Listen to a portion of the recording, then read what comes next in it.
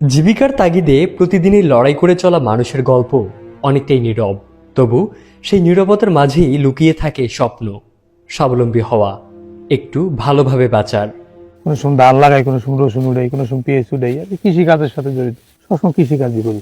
এই যে আমি কাজ করি অনেক কষ্ট করেই চলে ভাই, আমার তো খুব কষ্ট। এই জন্যই তো আমি এই যে বদলে দিই, পরে খেতে এনে চাল ডাল কিনে নিয়ে কিনা তারপরে বাচ্চা নিয়ে চলি। দুপুরের তপ্ত রোদে রসুন তুলছেন কৃষকরা, তাদের ভিড়েই কাজ করছেন সোহেল শিকদার। প্রতিদিন অন্যের জমিতে শ্রম দিয়ে চলে তার জীবন জীবিকা।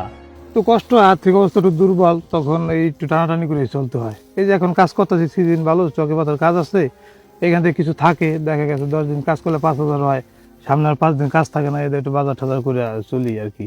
কষ্ট, মানুষ একটু ভালো খায়, আমরা একটু গ্রামের মানুষ তো, এই গাছ গাছলা বাগুন ঠাগুন শাক সবজি বাড়িতেই করে খাই, চালটা কিনা লাগে এই আর কি। একটু কষ্ট হোক যেমন আর কি, কিছু তো করার নেই। আমার যা ক্ষমতা আছে সব আমি যা আছে ওই আর কি পরিশ্রম করে যেটা করতে পারি। আমার তো এরকম কোনো টাকা পয়সা নাই ভাই, একটা ব্যবসা বাণিজ্য করবো, এভাবে আল্লাহ ভাব চালায়।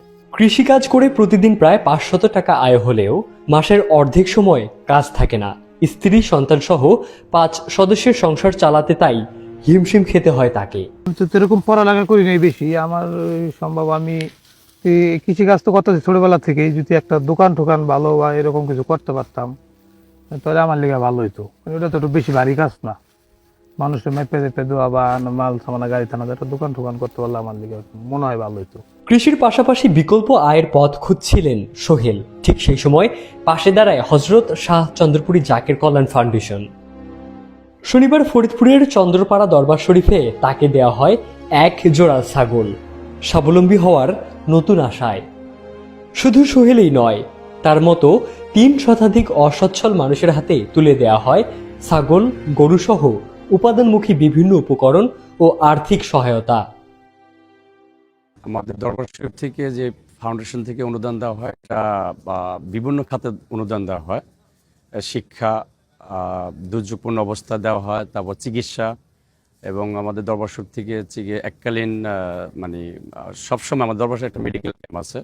সবসময় গরিব দুঃখী যারা আছেন, যারা স্বাস্থ্যসেবা থেকে দূরে আছেন, তাদেরকে স্বাস্থ্যসেবা দেওয়া হয় এবং সবাই দেখাতে পারে। এখানে যে কোনো লোক আসলে চিকিৎসা সেবা নিতে পারে। এবং প্রতি বছরেই আবার মেডিকেল ক্যাম্প করা হয়। মেডিকেল ক্যাম্পের মাধ্যমে এখানে ডাক্তারদের, বিশেষজ্ঞ ডাক্তারদের চিকিৎসা এবং ওষুধ দেওয়া হয়। চন্দ্রপাড়া পাক দরবার শরীফ থেকে হযরত শাহ জাকের কল্যাণ ফাউন্ডেশন থেকে এটা 2004 সাল থেকে এই কার্যক্রমটা শুরু হয়েছে, অনবরত এখনো চলতেছে। পীর জামানার মুজাদ্দেদ হযরত শাহ সুফি সৈয়দ আবুল ফজল সুলতান আহমেদ চন্দ্রপুরী রহমতুল্লাহ এর বেসালত দিবস উপলক্ষে এই অনুদান বিতরণের আয়োজন করা হয়। এদিকে বেসালত দিবস উপলক্ষে শুক্রবার সকাল থেকেই দেশ বিদেশ থেকে মুরিদ, আশেকে জাকের ও ভক্তরা দরবার শরীফে সমবেত হন। বাদ জুম্মা থেকে চলে কোরআন তেলাওয়াত, মিলাদ কিয়াম, জিকির আজগার ও ওয়াজ মাহফিল। শনিবার বাদ ফজর পবিত্র রওজা মোবারক জিয়ারত ও আখিরি মোনাজাতের মাধ্যমে সমগ্র সৃষ্টির সুখ শান্তি ও মহান আল্লাহর নৈকট্য কামনা করা হয়। সহায়তার এই হাত বাড়িয়ে দেয়া হয়তো বদলে দিতে পারে সোহেলের মতো আরেক মানুষের জীবন।